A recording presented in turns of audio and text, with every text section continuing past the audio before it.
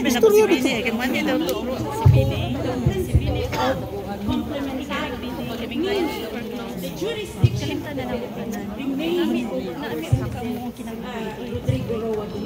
Why? Because the judicial system in the Philippines is still intact.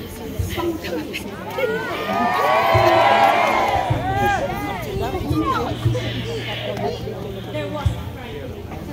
So, when we're clear, we need to raise our voice and make it heard by the ICC that the Philippines is submitted.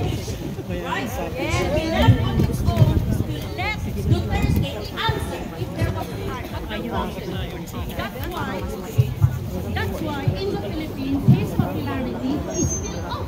You know? All over the world, Filipinos are making prayer rally. That speaks volumes about how good leader President Duterte was.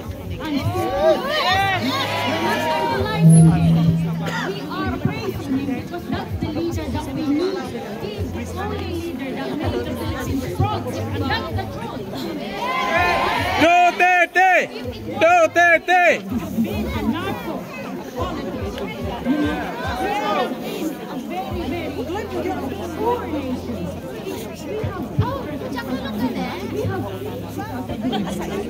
And that's very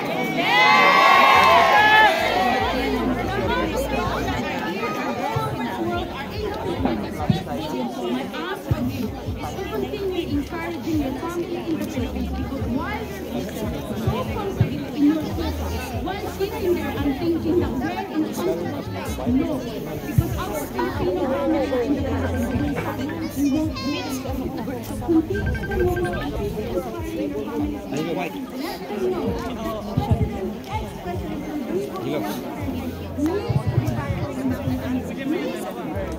Oh.